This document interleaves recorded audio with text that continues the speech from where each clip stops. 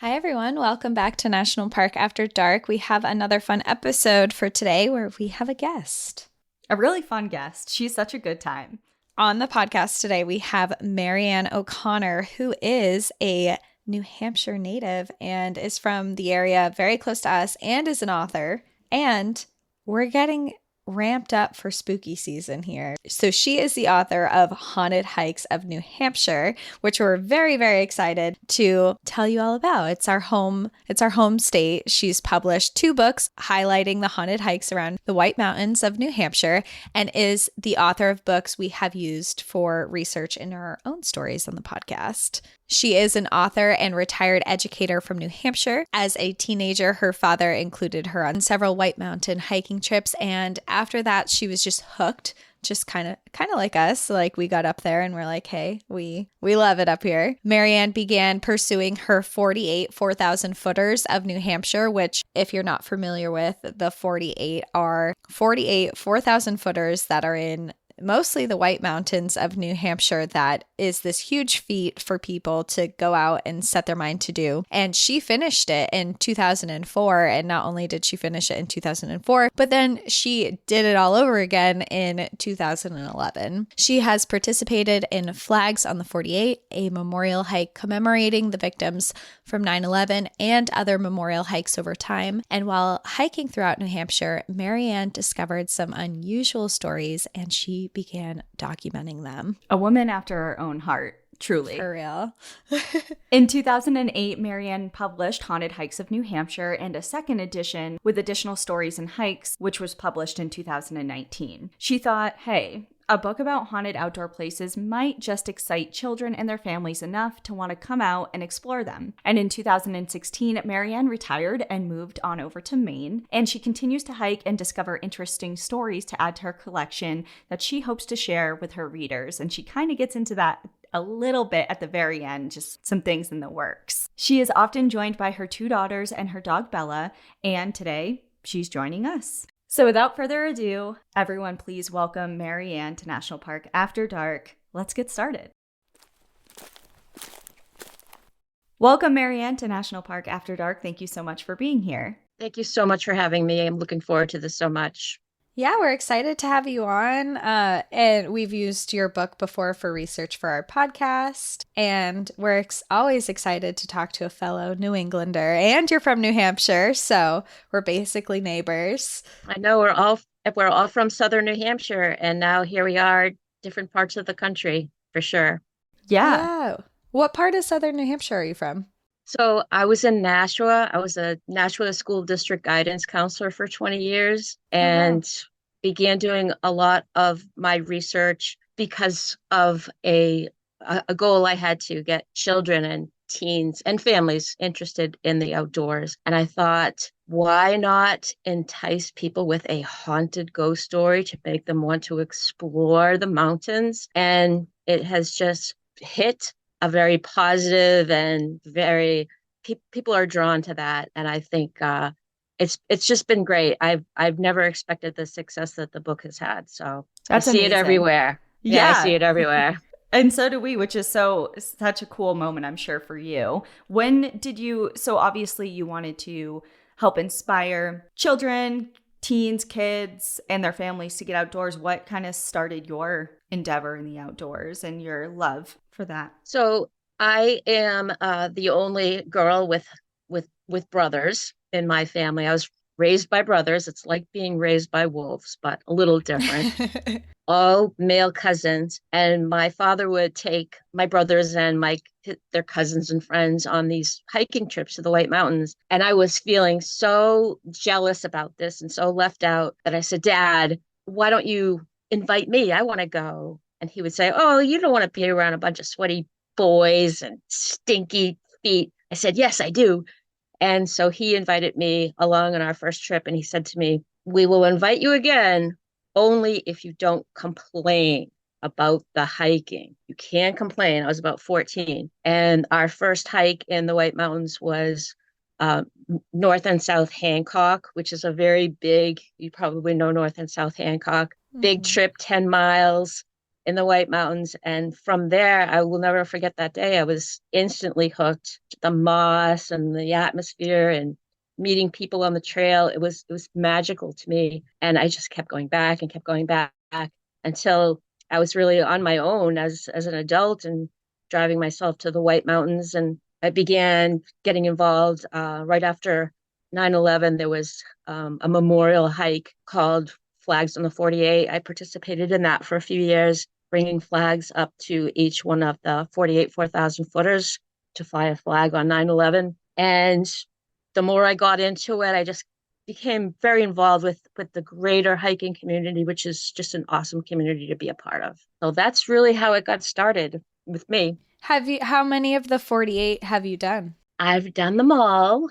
Oh, wow. I've done them all, and I've done them twice because Wow.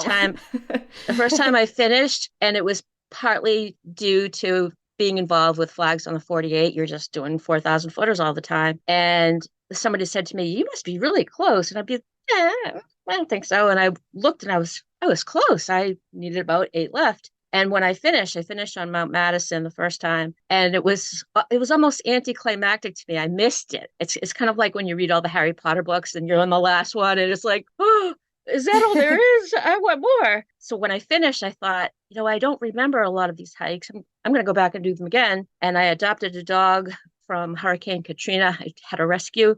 And I said, this is what we're going to do. We're going to climb the 48 4,000 footers together. And I put this into a blog called Ruby on the 48, which is out there in internet world that you can read about and see me and Ruby on all the 48 4,000 footers. So I recorded it and documented it and took a lot of pictures, and that was really a moment when I finished the second time. What an adventure. That's so I'm working on them slowly. I'm like halfway there right now, but eventually. It's a such big an feat. accomplishment. It's an accomplishment. And it's funny because it's something that has emerged as like a bucket list or a goal for a lot of hikers to do New Hampshire's 4,000 footers or Vermont's, Maine's. My daughter is now doing the Maine 4,000 footers. So we are a family that hiking has been instilled in me, and I have instilled that in my daughters. So we hike together. My daughter just did Katahdin, and so she's on a roll. And I know people who've done their New England 4,000 footers. So there's always a list to accomplish. That's and right. a patch to seek. It's all there. I do have to just put a disclaimer in here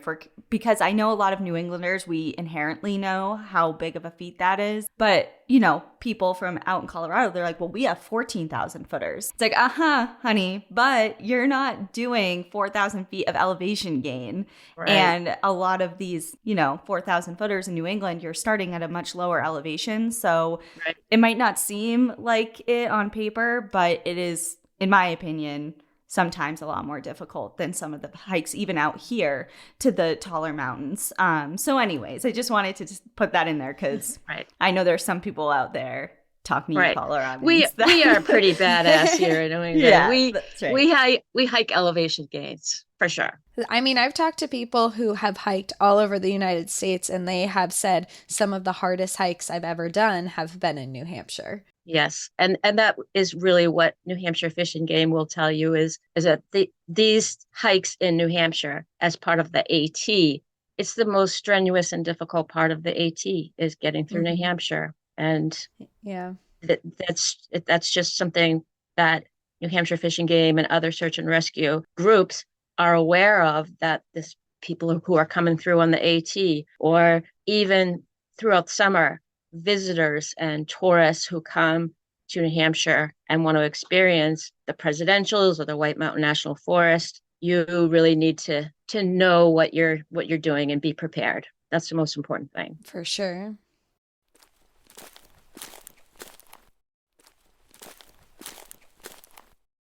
And is that in any way tied to kind of the origin story for wanting to write your books? And I know you said, the haunted and spooky, obviously draws people in, but there seems to be an underlying message of, things can go wrong here and be prepared. Absolutely. Right. And it's funny because people will ask me, well, where did you get the idea for haunted hikes? And it was really one of these trips up Carter Dome. I went to the time I hiked up Carter Dome and I stopped at the Carter Hut Lodge, the MC Carter Hut. And right as you walk into the foyer, there's a picture of Red Mac. He's the ghost of Carter Hut. And I thought, like, what? What is going on with there's a ghost associated with this hut? And the hut master at that time told me the story of Red Mac, who was one of the early pioneers who helped build the AMC huts and worked with Joe Dodge. And he had said he was a man from Cape Cod. He said, "When I die, Carter Notch is my heaven, and this is where I go when I pass on into the next world. Carter Hut and Carter Notch is my heaven." And on the night that Red Mac died, the hut master, his name is Joe Gill, was by himself in the 1970s out at Carter Hut. It was the first time that Carter Hut was open through the winter months, and Red Mac died in the winter months. I think it was March. And Joe Gill was woken up in the middle of the night. His sheets and bedding flew off the bed, lights flickered, and all kinds of stuff was happening. And he was just couldn't understand what was happening. And later he mentioned it to a group of other AMC workers who said, "Joe, haven't you heard the night that unusual stuff happened to you is the same night that Red Mac died." And from then on, his legend has become synonymous with Carter Hut. And as soon as you walk in the foyer, you see a picture of him, and people report that they hear him walking on the roof. They see his lantern in the woods. So there's all kinds of mysterious happenings that happen not only at that hut, but at other huts as well. And that was the first story that I heard. And I kept hearing stories. And I honestly thought to myself, there must be a collection of these ghost stories related to the White Mountains. There has to be. Mm-hmm. And I found that there really wasn't one place that they were all collected. And so I became a collector of ghost stories, which I still am. And I'm always asking people, oh, is there any ghost stories about this place? Oh, yes. So it's just always sort of in the back of my mind that there's probably a ghost story related to this place. And I've just heard so many unusual stories over the years. And sometimes I have to weed them out. They're maybe not appropriate or they're graphic or really horrible, but it's one way to preserve the history of what happened in the White Mountains and how the hut system came into play. And just remembering that there have been some really awful and sad tragedies that have had an impact not only on the families who have lost them, but in the way mountain search and rescue happens and has evolved and has become streamlined because so many people do come to the White Mountains every year. And fall is the busiest time. From August to October is the busiest time. So they are on high alert.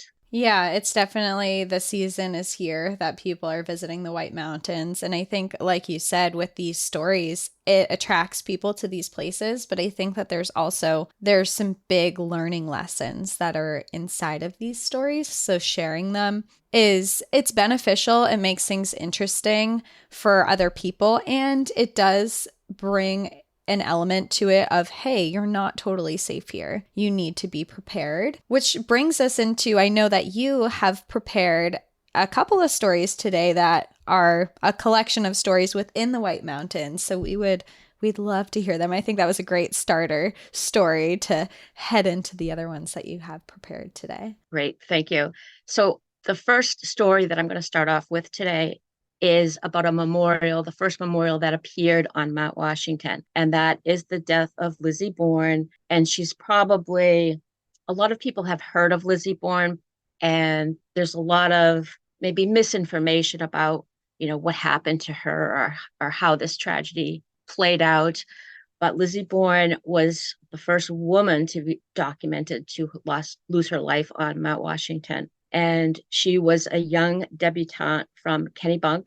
Her father was a judge, Edward Bourne, And they were a family that came from wealth. There was a lot of wealth. Kennebunk is a beautiful place to visit. And at this time, 1855, 1856, the Summit House was open. People were going to the White Mountains for the first time to see some of the structures that were on the mountain.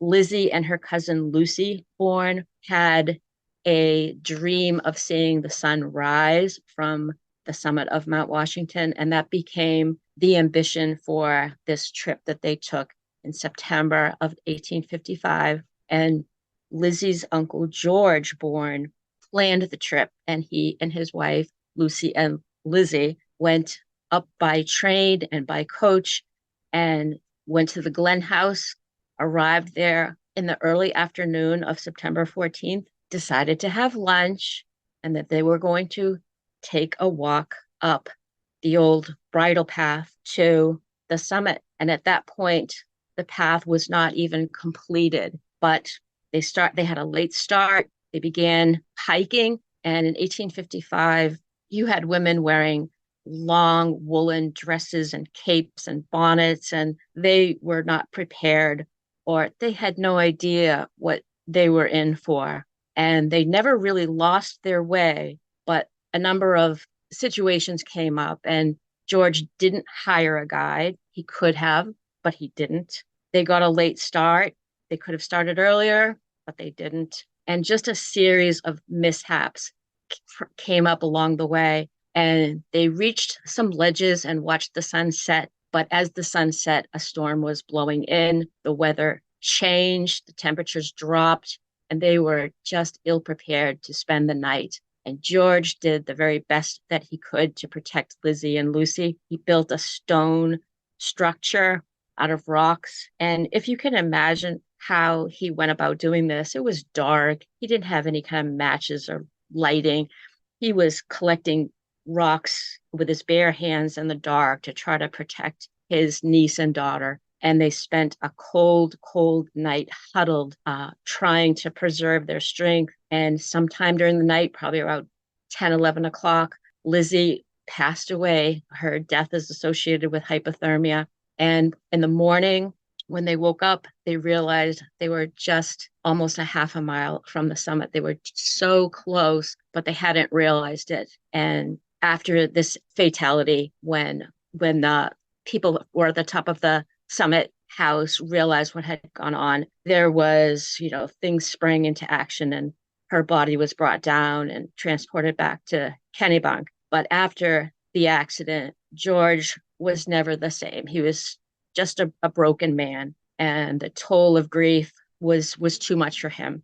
He died just about a year later following Lucy's death in 1856. And one of the things about a visit to Kennebunkport is that George Bourne lived in a house called the Wedding Cake House. It's a very famous house. It's probably the most Oh my God. Yes. I know exactly which one you're talking about. It's a yellow house, and it was actually a wedding present to him, to George and his wife. And after Lizzie's death, he stayed in that house and really never left. He was depressed. He felt the burden of guilt and grief. And that is where he died, is in the Wedding Cake House. So if you go to Kennebunk, you can visit some of these historic places, including the Wedding Cake House, which I did over the summer. Lizzie is buried in Hope Cemetery in Kennebunk. Lizzie's father wanted to build a gigantic monument and have the monument brought up to the top of the mountain to mark the spot where she died, but it was very impractical and too heavy. So the monument that was created really serves as her headstone in Hope Cemetery, which is part of the family plot. And I visited that as well. The monument that's on the summit is a very small structure, and you will see it if you take the cog railway. It goes right past it. The land on which Lizzie Bourne passed away is owned by the cog railway. And so they preserve that year after year. It's been replaced a few times just because of weather. And they have really a lot of nice things to see at the Cog Railway Museum. They have a lot of Lizzie's things and artifacts, and her portrait is there. Mysteriously, a lot of people have seen Lizzie's spirit rising from that marker. Oh.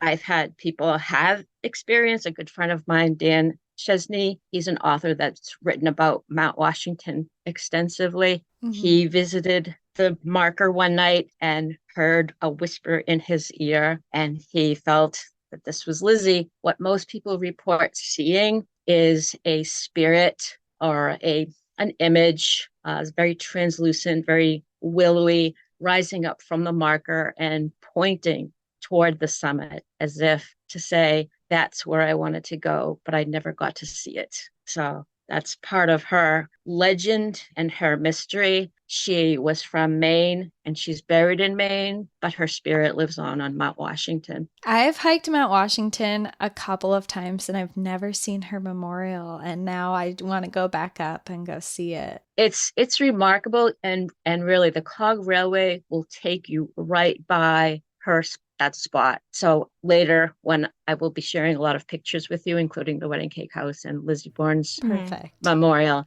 but it's almost at a spot where a trail doesn't necessarily go by it because the railroad tracks go by it. Mm-hmm.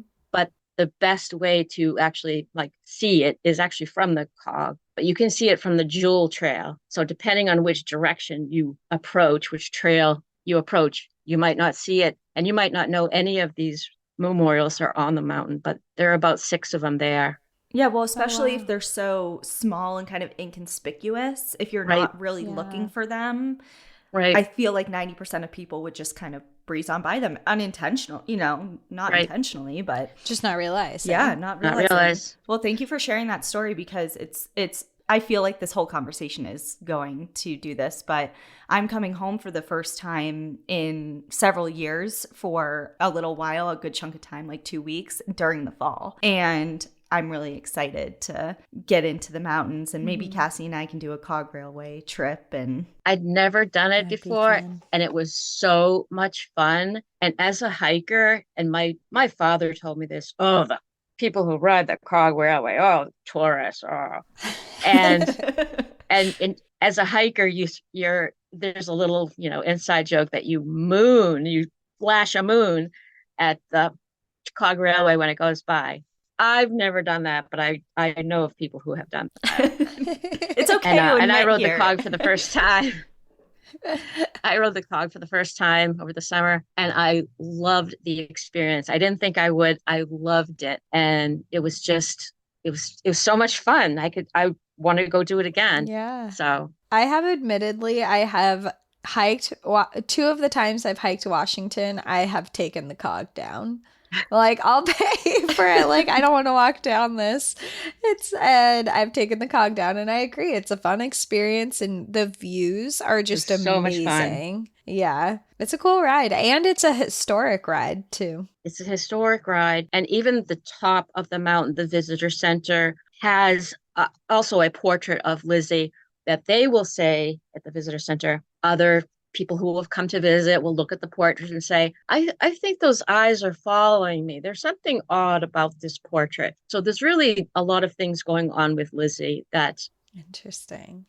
That the summit the AMC, and including the visitor center and the White Mountain National Forestry, they talk about this, that it's a real thing. He's part of the present.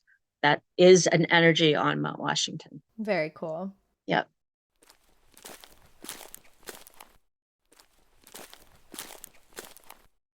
Well, tell us more. Yeah, tell us more stories. So the next story that I'm going to talk to you about is the tragedy of Alan Ormsby and Father William Curtis. And Father William Curtis was not part of the clergy, but he was considered at this time in the year 1900, right at the turn of the century, to be the father of American amateur sports. He was a extremely athletic man for someone who is 61 years old. He did gymnastics, he ran races, he played football, and he hiked. He was a big hiker. And both Alan and William were from New York, and they were part of the Fresh Air Club. And on June 30th, 1900, there was a field summit meeting for the AMC on top of Mount Washington at the Summit House at that time. And Alan and William set out to take in, they climbed Mount Willard. They then crossed over and planned to hike the Southern Presidentials, Mount Franklin, Monroe, and their end point would be the summit meeting at on top of the summit, and they never arrived. A terrible ice storm blew in, and this was June 30th of 1900. And this is, again, type of weather catastrophes and elements that can happen just in the drop of a dime that can happen on Mount Washington. And that's precisely what happened on that day. They struggled. There's a partial recreation of how this accident played out, but both men were killed in a storm. Their bodies were found 3 days later. And it was very, very emotionally upsetting for the group that was on the summit. Part of their mission, ironically, was to talk about safety. All kinds of people are coming up to the White Mountains. It was one of their topics of discussion was how to plan for safety, being safe up in the White Mountains. And here, their most two prominent hikers were killed in this horrible storm. Following their deaths in 1901, the Fresh Air Club dedicated two monuments, two bronze plaques, and a wooden cross at the spot where each man was found. And they took the Crawford Path to Mount Washington. That was the route that they took. Those plaques and those crosses have since deteriorated. The wooden crosses are long gone. There are still cairns where their bodies were found, and each plaque has mysteriously, or maybe not so mysteriously, disappeared for some time. There's speculation that they could have been vandalized or stolen, but at some point, the plaque for William Curtis disappeared and then reappeared. And one of the stories that I heard about the plaque was that William Curtis's plaque removed itself and then somehow wound up on the steps or on the deck of the Lakes of the Clouds hut. And following Ormsby and Curtis's death, it was at that time that the AMC realized a shelter needed to be created near Bigelow Lawn where their bodies were found. So whatever happened to William Curtis's plaque, it's now back where it needs to be with the AMC, and it's hanging on the wall in the crew room at the Lakes of the Clouds hut. Alan Ormsby's plaque is out there somewhere in the world. I know the AMC would like to have that returned or have that back, but either case, their memorial cairns are still there, and you can see them. You can see William Curtis's from the Dry River Trail or from where Crawford Path meets that junction, and Alan Ormsby's cairn is a little bit further up. Part of the speculation was that Curtis went down first, and Alan Ormsby, being younger, tried to make a run for the summit, and just the jagged rocks and the pile of debris that he had to go through with wind and ice whipping him.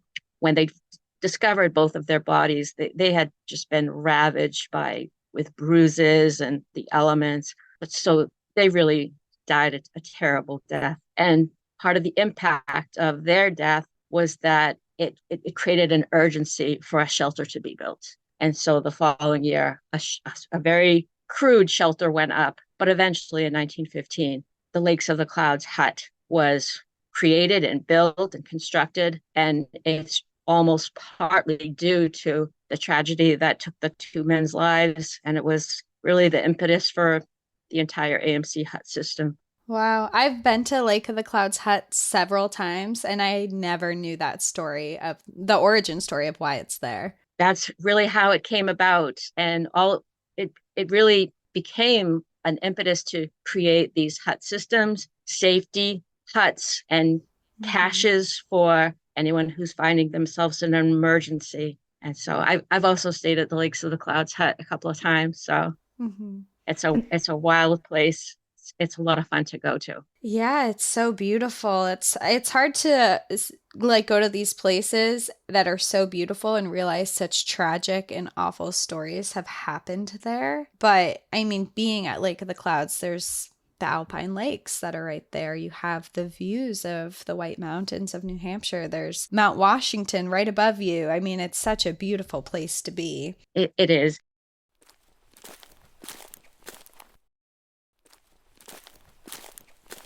I'm going to tell you another story a little bit later in the broadcast of Ben Campbell's boots, which are also stored and nailed to the wall at Lakes of the Clouds hut, very close by to where the plaque of William Curtis is. And Ben Campbell was an AMC worker who was at the Greenleaf hut. This was during the late 70s, 1980. He was a young man. He's from Randolph. And his dream was, like many AMC workers, was to be the hut caretaker for Lakes of the Clouds. This was like the end all dream for him. And he was the hut master at Greenleaf, but he wanted to go to Lakes of the Clouds. He wanted a little loftier position over there. And at the time in 1980, his parents went on a trip to Scotland, and he went along to see his ancestral roots in his home, and he was hiking some cliffs and he fell to his death. This was in 1980, and the parents of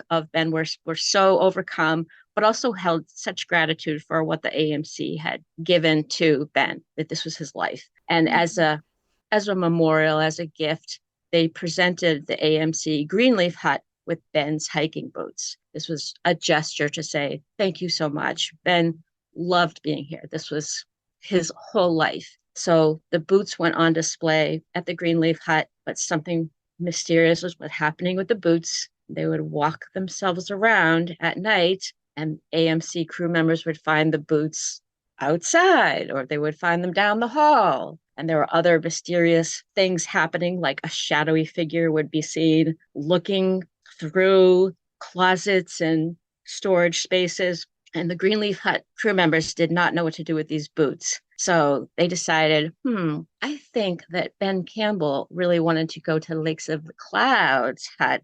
So we'll give the boots to them. And so that's what they did. They gave the boots to the Lakes of the Clouds hut. And the crew members at Lakes of the Clouds said, we're not going to be messing around with boots that walk around on their own. We're going to nail them to the wall. And that's where they are. If you visit the Lakes of the Clouds hut and say, I've heard the story of Ben Campbell's boots, they will show you the boots. They're nailed to the wall. Have they escaped since they've been nailed to the wall? They have not.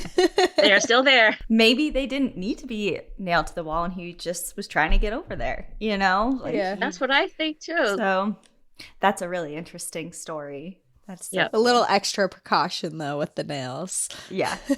Definitely. Yeah. Now I need to redo this Mount Washington hike and go visit these places.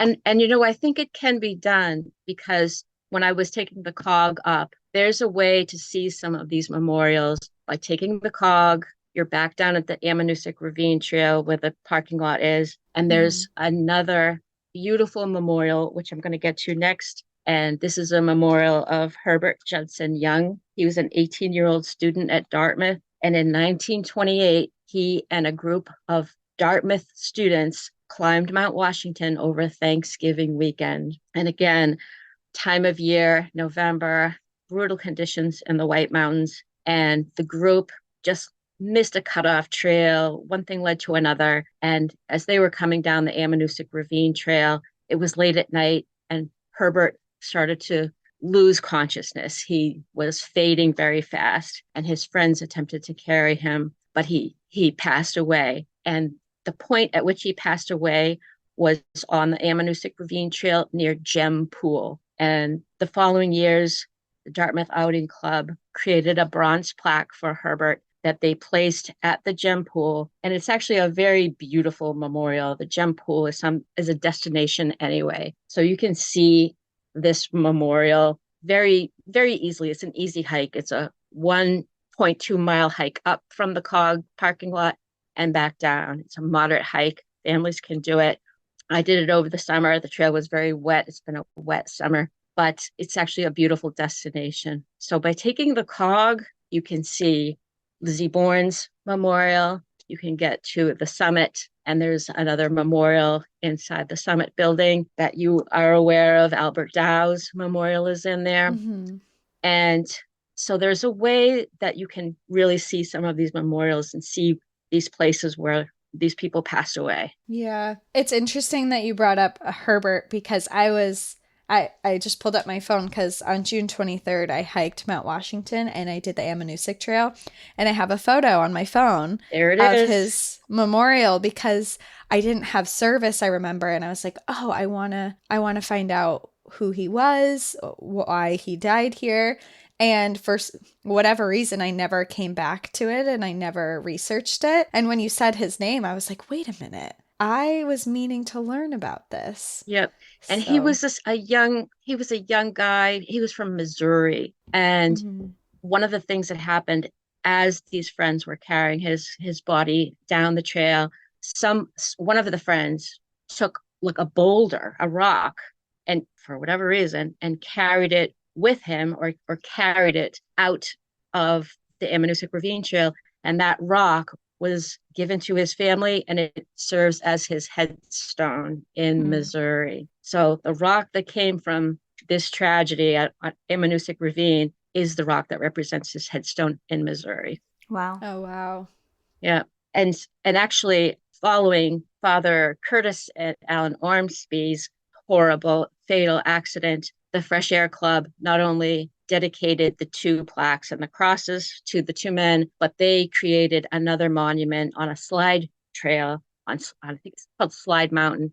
It's in New York in the Catskills, and it's actually called the Ormsby and Curtis Trail. So they were pioneers. They were almost considered immortals in the world of the early hiking days. And one of the books that I will refer to a lot, and I suggest and recommend it to your listeners, is a book called Not Without Peril by Nicholas Howe. It's a book I've read probably 50 times. And following Ormsby and Curtis's tragic deaths, Nick Howe said that their fatal accident stands as the beginning of modern 8-day misadventure in the White Mountains. It really almost began, what we have today in responding with rescues, in responding with a streamlined approach to how can we create more awareness to keep people safe when they come visit the White Mountains. And it's very sad that year after year, we still have so many tragedies. We still have deaths that happen in the White Mountains.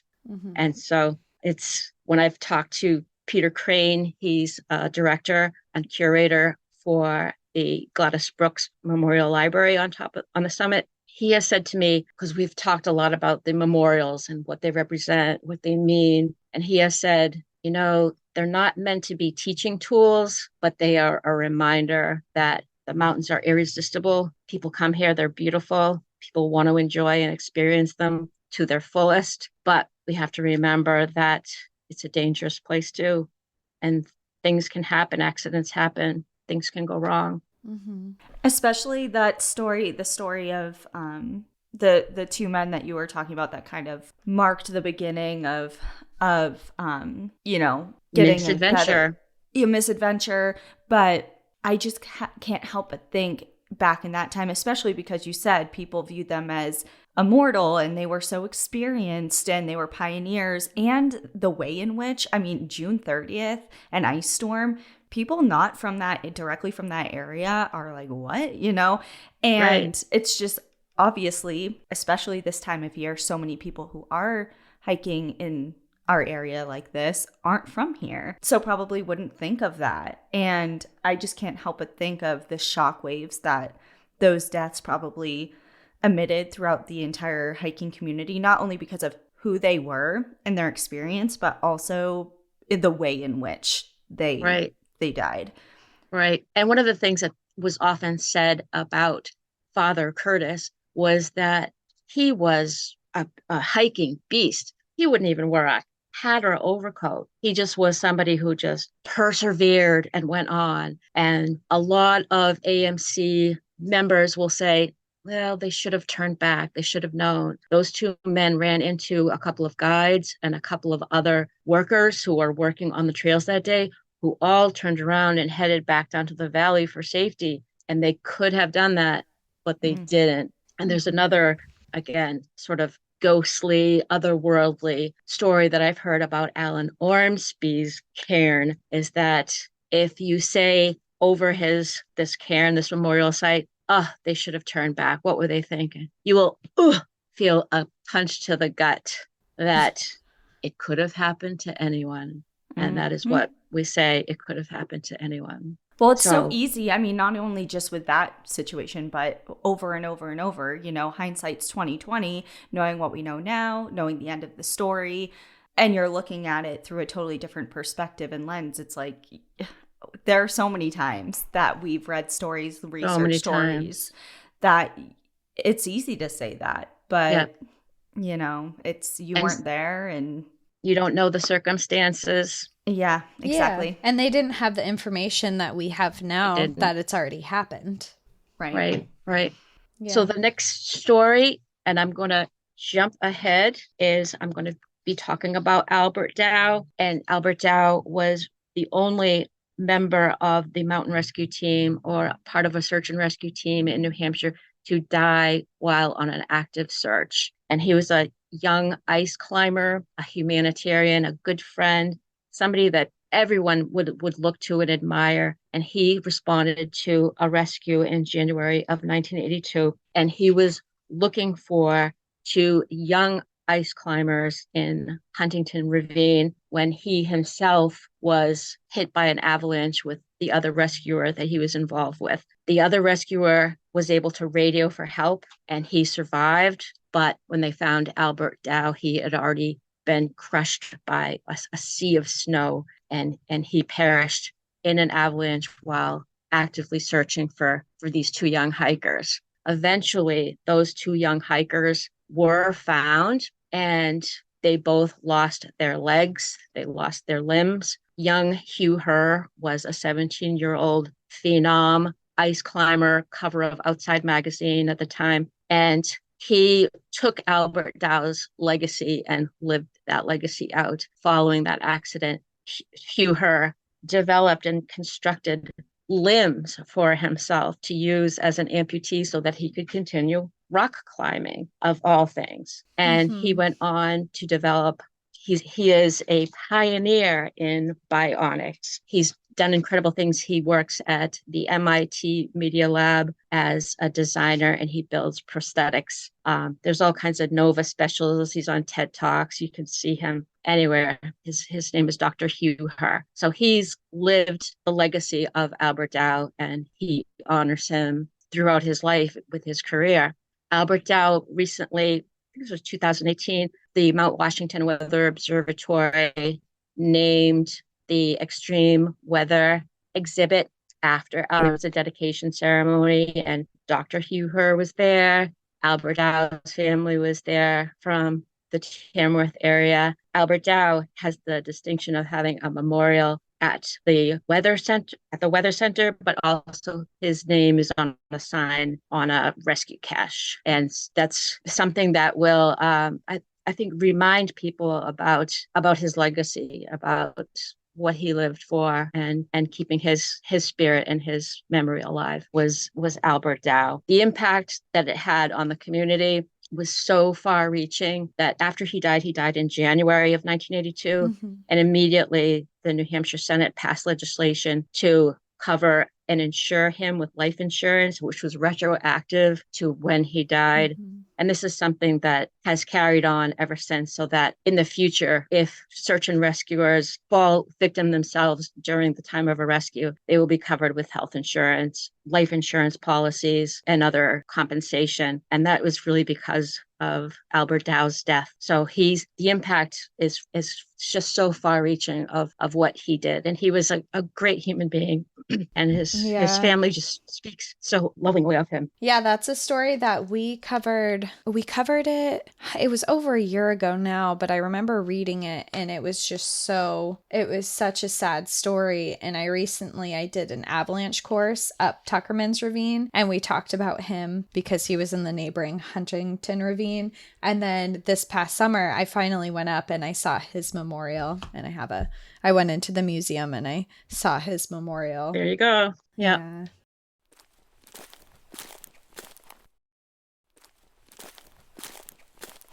Finally, as I was doing this research on memorials on Mount Washington, I mentioned to my dad, who's my lifetime hiking buddy at 88 years old, the last hike we did together was Mount Major. She will know Mount Major in the Lakes region, Alton Bay. Yeah. But 10,000 people visit probably every week, I swear.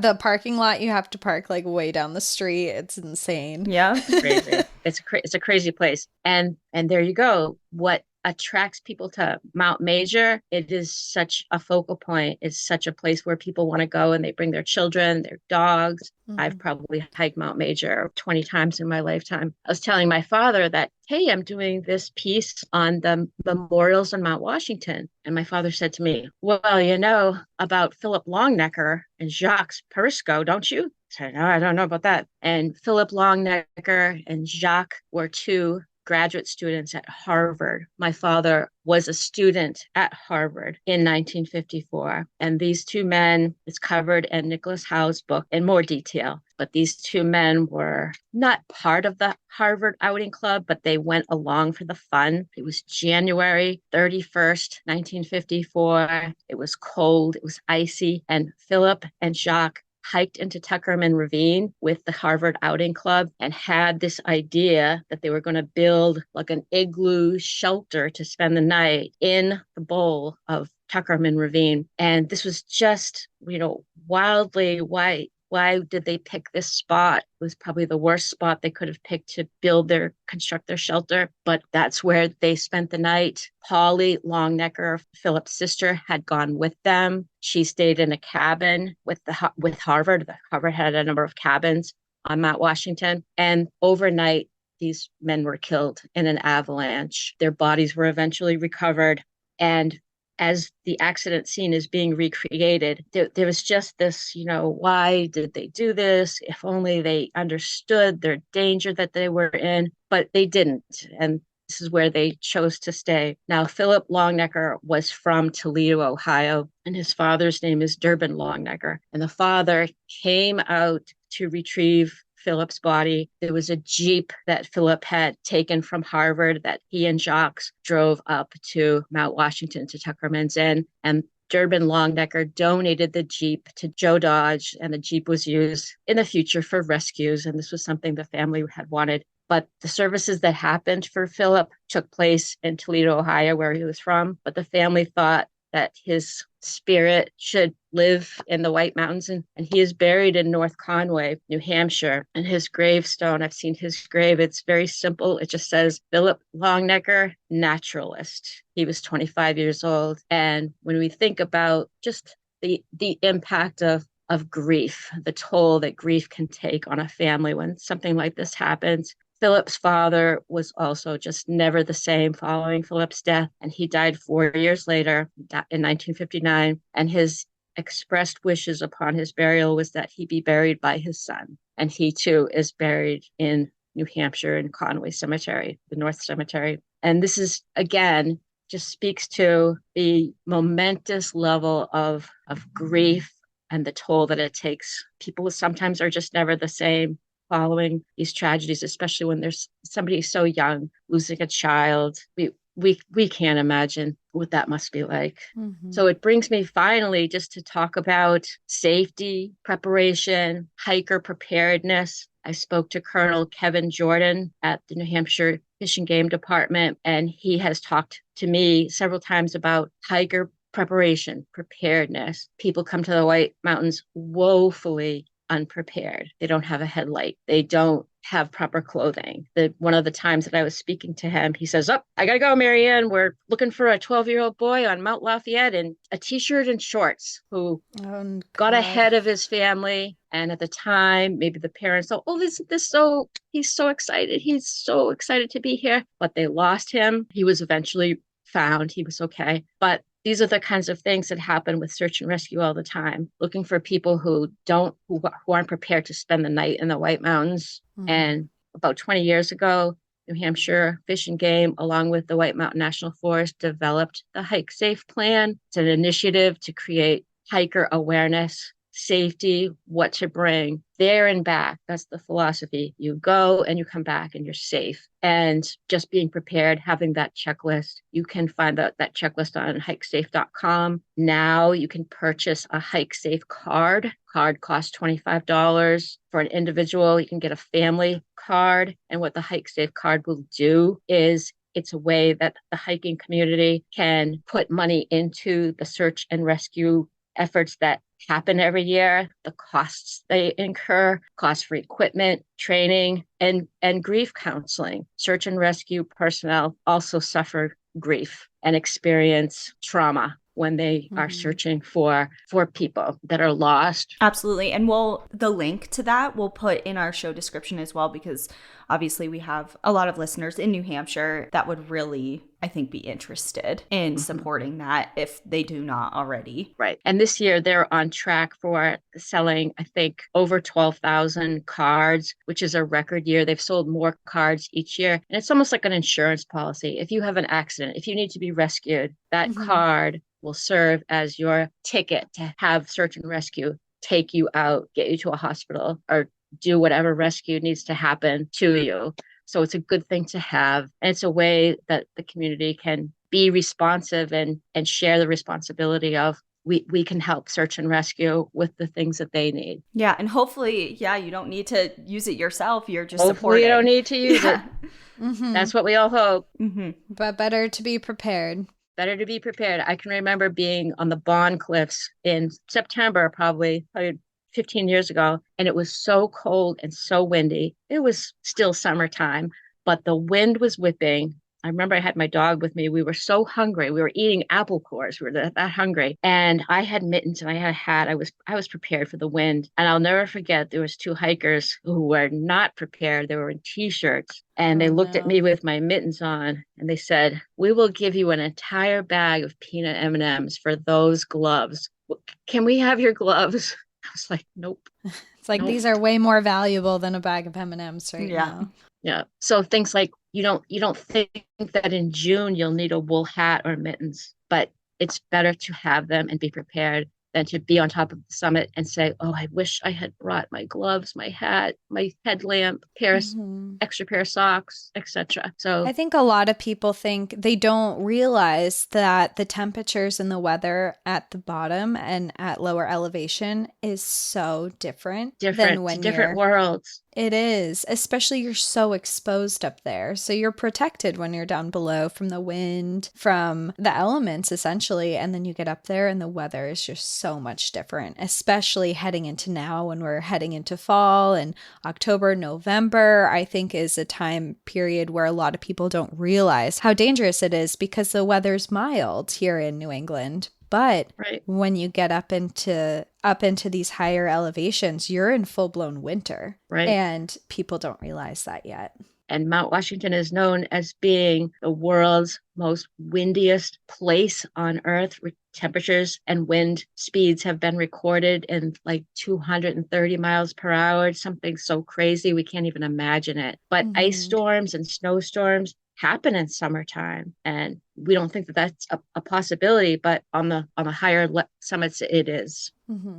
For sure. Yikes. It's all pretty heavy, but I actually had a side question kind of going back to some of the stories we were talking about with the COG. Do you have, and you may not know this, but do you have any idea if the COG does any sort of like historic talk or tour while people take it, or is it just a ride?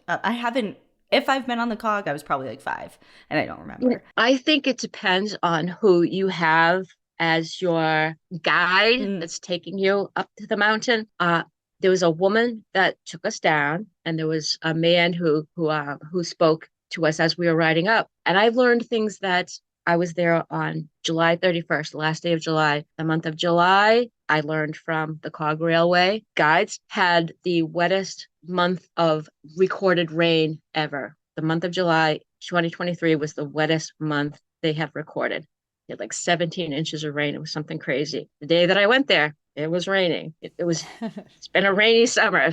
Yeah, it's been a lot rough. of people have complained about that, but it's been a rainy summer, and it was cold on that day. And it was funny because I'm visiting the Albert Dow Weather Center and talking to, some of the AMC workers. And at the gift shop, boom, boom, boom, boom, they're selling hats, they're selling gloves, they're selling sweatshirts. And I'm sure they do very good business selling that type of stuff and they keep it in stock. But if you're not prepared to spend some money at a visitor center and you're on the top of Bond Cliff or wherever you are, you're not going to have that option. And so again, just knowing that you need it to go up there. But getting back to your question, they will talk about certain things in history. And it was just so much fun and it was so informative. Well, thank you for all these stories today. I think it's done a combination of inspiring, at least definitely for me, to go back to these locations that I haven't seen, but it's also very eye-opening to what the elements have in store. And I think we love talking about New Hampshire in general because it's our home state. We've been to most of the places that you've talked about, which it just adds another element of interest for us. And I'm sure many people who are listening. But going forward for your book, Haunted Hikes of New Hampshire, where can everyone go pick that up? Haunted Hikes of New Hampshire is available on Amazon. It's available at Bondcliff Books, at most book outlets, Barnes and Noble. I don't think Borders is around anymore, but in the White Mountains anyway, we have a pretty good system with Bondcliff Books. Mike Dickerman operates Bondcliff, and he has various accounts with small gift shops around New Hampshire. So it's easy to find. I also have an account on Amazon. If you want one signed by the author, you can find me on Amazon. And I've sold a few books, especially when shows like this, or I did a Chronicle one time, and I'll be like, boy, why do I have so many sales? Oh, they must have ran the Chronicle special again. It blows up, sort of, so to speak. But you can get Haunted Hikes of New Hampshire really at any bookstore or at Amazon. It's easy to find. Very cool. Well, we certainly have we joke that we have our own personal book club on the podcast because we have so many recommendations. Yeah. And yours is definitely one that we recommend for people to go check out, especially if they're interested in these kind of stories. Yeah, and of course, we'll add it to our site too. So if people need a visual of it, it'll be there. But do you have any other projects in the works or any passion projects you're doing? Funny you should say that. So I'm living in Lisbon, Maine now. I bought a house here a couple of years ago in Lisbon. I'd never heard of Lisbon, Maine before in my life. It's Lisbon Falls. It's on the Androscoggin River. And apparently this is where Stephen King went to high school. And he lived in the Durham, Lisbon area. I never knew this until my neighbor showed me his yearbook. I said, oh my gosh, I know that guy. So in wanting to learn more about my new community, I've volunteered for a committee. It's called Positive Change Lisbon. And one of the directors asked me, hey, Marianne, we want to do a cemetery thing for the fall. You're really good at that stuff with cemeteries. And can you look into that? And I thought, oh, yeah, that'd be easy. Maybe some Civil War soldiers, or that's kind of what I was thinking. And I've discovered a story that happened in Lisbon exactly 100 years ago on Halloween on October 31st. That's a wild ride. So I'm working on that project with our town. We're going to create a cemetery stroll. And I have a couple of talks coming up at libraries about how I researched this family through Ancestry.com. And it's kind of a really cool story. So that's coming up in October. Wow. Well, everyone in Lisbon, Maine, you have your Halloween plans now. Your cemetery stroll, you're going to get. Yeah. It's wild. Wow, that's really interesting. I wish I was going to be around. I would totally go. Darn it. Well, hopefully it's successful and it becomes like that's what we think. A yearly thing. It's going to be a yearly thing. It will be the centennial of this cemetery. It's called the St. Cyril and Methodius Cemetery. It's Slovakian cemetery. And these three men who died in an accident were buried on that cemetery on October 31st because they were not allowed burial in the other Catholic cemetery because they were building a separate church away from the Catholic Church. And so they lost their privilege to be buried in the Catholic cemetery, and they had to scramble around, and they came up with some money to buy a plot. And it happened to be October 31st because they died on the 27th of October. It's just kind of a wild story. So okay, yeah, don't give too much away. Don't give too much away. We'll be there next year. Yeah, 2024, you can count on it. Yeah. Cool. Well, thank you, Marianne, again, so much. Thank you so much. So much fun. Well, it's been so much fun talking to you, and thank you so much for sharing your knowledge and all these stories. We really appreciate it. Thank you. Thank you. And I'll send along some photos to share to your please. website. Of course. Thank you. Perfect. Well, thank you, everyone. Thanks for joining us. We'll see you next time. In the meantime, enjoy the view. But watch your back. Bye, everyone. Bye.